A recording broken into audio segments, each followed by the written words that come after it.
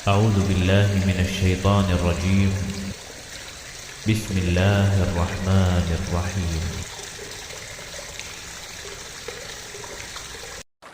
Hai sahabat Ananta dimanapun kalian berada. Kalian pasti pernah mendengar sebuah ayat dalam surah Al-Baqarah yang berbunyi, boleh jadi kamu membenci sesuatu, padahal itu baik bagimu. Dan boleh jadi kamu menyukai sesuatu, padahal itu buruk bagimu. Allah mengetahui, sedangkan kamu tidak mengetahui. Ya, ia tertuang pada ayat yang ke-216. Nah, pada kisah kali ini, kita akan menceritakan perjuangan menghafal yang penuh semangat dan penuh haru dari seseorang yang memiliki suatu keinginan. Namun, keinginan itu tidak bisa dia dapatkan, dan Allah ganti dengan yang lebih indah. Keinginan apa ya kira-kira? Yuk disimak. Kisah ini datang dari salah seorang guru Al-Quran. Sebut saja namanya Alif, nama samaran. Dia tengah mengingat bagaimana perjuangan demi perjuangan yang telah dia lalui ketika mengejar impiannya menjadi seorang hafiz Al-Quran. Alif ini adalah orang yang penuh ambisi. Tentunya ambisi dalam kebaikan untuk menjemput ridho Allah adalah hal yang mulia ya sahabat. Dengan ambisi itu, Alif mengambil keputusan untuk melanjutkan pendidikan Al-Qur'annya ke sebuah pondok yang berjarak 14 jam perjalanan kereta api. Tak pernah terpikirkan dalam benaknya kesulitan yang akan dia hadapi di tempatnya yang baru, karena tekadnya yang begitu kuat. Singkat cerita, 1 pekan telah dia lalui di pondok barunya.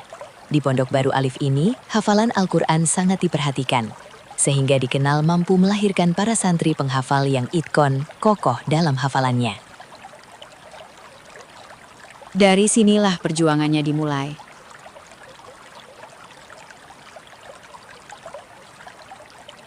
Awal tahun belajarnya dibuka dengan ujian tahfidz Al-Quran. Alif kaget bukan main, karena dia baru saja menjadi santri, namun ujian sudah menghadangnya. Berbicara tentang hafalan, Alif ini sebenarnya sudah hafal 16 juz. Namun usut punya usut, di pondok lamanya Alif adalah seorang santri yang gemar sekali ziyadah, tapi malas dalam murojaah. Waktu setoran ziyadah dia pakai untuk ziyadah, waktu setoran hafalan murojaah pun dia pakai untuk ziyadah. Fokus dia saat itu memang ziyadah, sampai-sampai dia tak pernah menyelesaikan ujian tahfiz di pondoknya yang dulu. Karena statusnya sebagai santri baru, maka Alif diberi keringanan untuk mengujikan hafalannya, yakni 10 juz saja. Namun dengan kebiasaan menghafalnya dulu. Apakah Alif mampu untuk ujian dengan baik, sahabat? Ya, tentu saja itu adalah sesuatu yang berat bagi Alif. Dia hanya diberi waktu 2 pekan untuk mempersiapkan 10 juz itu. Alih-alih dia gunakan waktu 2 pekan tersebut untuk murojaah, dia hanya terus meratapi nasibnya. Maka 2 pekan itu pun terbuang sia-sia. Tak ada persiapan, tak ada kesiapan. Di malam sebelum hari esok ujian, Alif ini memberanikan diri untuk datang kepada pengujinya, hanya untuk memelas di hadapannya. Namun jawaban singkat yang dia dapatkan, "Jangan takut sebelum mencoba, berdoa saja," ucap pengujinya. Dalam segala rasa gundah gelisahnya, Alif hanya mampu berdoa, "Ya Allah, turunkanlah keajaiban." Doa yang umum diucapkan kebanyakan manusia di saat menghadapi situasi yang genting ya sahabat. Di hari pertama ujiannya, dia pun bertekad untuk jadi pemberani di hadapan dirinya sendiri. Berbekal doa dan kepercayaan diri, dia pun mulai menjalani ujiannya selama 3 hari. Namun di hari terakhir ujiannya, dia sudah tak mampu lagi membendung air mata kesedihannya, karena ujiannya sangat berantakan. Ketika tengah menangis, seorang pengajar menghampiri dan menghiburnya. "Tidak usah menangis, ini baru awal. Bisa jadi kamu sukses di kemudian hari," ucap pengajar itu. Selang beberapa hari, hasil ujian pun keluar. Pengajarnya sampai keheranan, karena dia hanya mampu menyetorkan hafalan sebanyak 4,5 juz dengan lebih dari 200 kesalahan. Begitulah kiranya jika dalam menghadapi suatu ujian, bermodalkan percaya diri saja tanpa disertai ikhtiar yang maksimal. Tentu sangat berat ya. Tak sampai di situ sahabat, kesedihan Alif kian bertambah ketika dia disarankan pengajarnya untuk mengulang ziyadahnya dari surah Al-Mulk. Semangatnya kala itu benar-benar patah. 16 juz yang dirasa ada dalam genggamannya justru terbang begitu saja tanpa hasil yang nyata. Sudahlah, kesedihan yang berlarut-larut justru akan semakin membuat terpuruk dan putus asa, ucap Alif, mencoba bangkit dari keterpurukannya. Pelan tapi pasti, dia terus berusaha menata hati dan pikirannya agar bisa memaksimalkan dirinya dalam menghafal Al-Quran. Di benaknya kini adalah sebuah asa untuk tidak mengecewakan dan membuat sedih kedua orang tuanya. Tidak ada asa yang nyata tanpa doa dan usaha. Apakah Alif benar-benar berjuang kali ini? Rutinitas penuh perjuangan pun dia lalui hari demi hari. Kemanapun dia beranjak, kini hanya bersama dengan Al-Quran. Tiap detik dalam perjalanannya, dia isi dengan menghafal.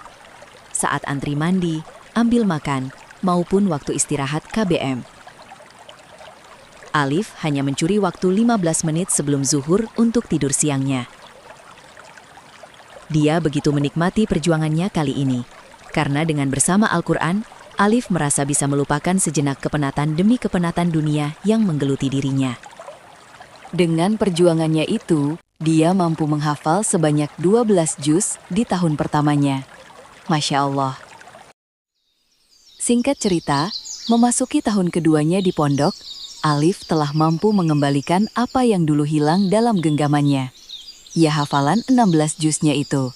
Alhamdulillah. Namun, di saat hati yang sedang dipenuhi kegembiraan itu, ujian yang berat datang menghampirinya. Qadarullah, Alif harus terbaring sakit selama 1,5 bulan. Bukan tanpa sebab. Ternyata sakitnya dipicu oleh semangat menghafalnya yang begitu membara, hingga ia melupakan hak-hak tubuhnya. Maka tubuhnya kini sedang memintanya untuk menunaikan haknya, yaitu beristirahat. Namun hal itu tentunya tidak membuat Alif sedih, bahkan kehilangan semangat ya sahabat. Alif tetap ziyadah di tengah kondisi raganya yang sedang terbaring di rumah sakit. Masya Allah, semangat yang penuh ambisi, begitu totalitas ya sahabat. Menurut Alif, menghasilkan hafalan 30 juz adalah perjuangan yang sangat berat. Perjuangannya bukan hanya sebatas hafal dan menetap dalam ingatan. Namun, ini juga tentang perjuangan untuk meraih keutamaan-keutamaan yang Allah berikan untuk para penghafal Al-Quran. Dengan semangat Alif yang begitu membara, berapa juzkah yang berhasil Alif genggam di tahun keduanya? Dengan izin Allah, di akhir tahun keduanya, Alif bisa menggenggam hafalannya sebanyak 19 juz untuk keseluruhannya. Dia begitu terharu dengan hasil yang dia peroleh dalam perjalanan panjangnya. Tentunya harus kita ingat, sebesar apapun usaha kita, itu hanya sebagian kecil proses dari keberhasilan yang kita raih. Pertolongan Allah lah proses terbesar dalam hidup kita dalam meraih keberhasilan tersebut. Maka dari itu, kita harus selalu kuatkan doa dalam setiap asa yang kita miliki ya sahabat. Begitupun dengan Alif, di tengah ambisi untuk menghafal Al-Quran yang sangat membara itu, dia selalu bermunajat kepada Allah, menghadirkan titik terendah dalam dirinya, seraya terus berdoa di setiap malamnya. Ya Allah, sungguh Engkau Maha Tahu, hamba ingin masuk dalam jajaran para penjaga kalam-Mu. Hamba ingin berdiri tegak membela agama-Mu, maka berilah kemudahan dalam menghafal. Ya Allah, agar Al-Quran tertancap kuat dalam dada. Hamba ingin menghadiahkan hafalan ini untuk kedua orang tua hamba di dunia. Semoga dapat mengangkat derajat mereka di akhirat kelak. Sebuah doa yang bahkan bukan hanya dirinya sendiri sebagai tujuan utamanya. Masya Allah. Rutinitas perjuangan itu istiqomah dia jalani. Hari-hari yang Alif jalani tentu tidak semudah yang kita bayangkan ya sahabat. Seringkali Alif ini berhenti ziyadah karena untuk menguatkan hafalan yang sudah dia genggam. Khawatir mereka akan terbang lagi jika tidak ia jaga. Begitulah sejatinya seorang hafidz Al-Quran ya sahabat. Yang memiliki kemenangan sejati dalam menghafal, itu bukan tentang siapa yang cepat menyelesaikan ziyadah, namun siapa yang mampu menjaga hafalan yang telah dia setorkan dengan baik. Bismillah, perjuangan itu membuahkan hafalannya terus menguat dan bertambah. Tak terasa ujian hafalan sudah di depan mata. 24 juz sudah berhasil Alif genggam. Dia mulai ujiannya dengan surah Al-Maidah. Sedikit membuat heran sekaligus kagum pengampu pengujinya. Mengingat dulu dia disuruh untuk mengulang ziyadahnya dari surah Al-Mulk. Alhamdulillah, ujian hafalan kali ini dia bisa lalui dengan mudah. Namun, tak seperti biasanya, keramaian yang biasa terjadi sesaat setelah selesai ujian, kini Alif dihinggapi rasa kesepian, karena beberapa teman seperjuangannya sudah pergi lebih dulu meninggalkan pondok. Di tengah kesunyian Ma'at, Alif tetap semangat mengejar ambisinya. Namun di saat tengah asyik setoran surah An-Nisa, tiba-tiba dia mendapat telepon dari kedua orang tuanya yang menyuruhnya untuk segera kembali ke rumah. Dia sedikit kecewa, namun kekecewaannya tidak membuat semangatnya menjadi patah. Sembari menunggu jadwal penjemputan itu, dia memaksimalkan dirinya dan bertekad untuk bisa menyelesaikan surah An-Nisa terlebih dahulu sebelum kepulangannya. Maka dengan pertolongan Allah, Alif pun mampu menyelesaikannya. Alhamdulillah. Waktu penjemputan pun telah tiba. Rangkulan dan ucapan salam perpisahan dari teman-teman membuat dia tidak kuasa membendung air matanya. Mereka begitu berharga baginya. Lalu kereta pun membawanya pulang ke tanah kelahirannya. Di perjalanan, dia termenung sambil memikirkan, "Aku harus khatam, aku harus khatam." Nyatanya ambisi itu tidak lantas padam, walaupun dia harus pulang. Dia selalu menantikan masa ziyadah terakhirnya sambil memikirkan siapakah yang akan menyaksikan ziyadah terakhirnya. Awalnya dia berharap pengajar dan teman-temannya lah yang pertama kali menyaksikan itu.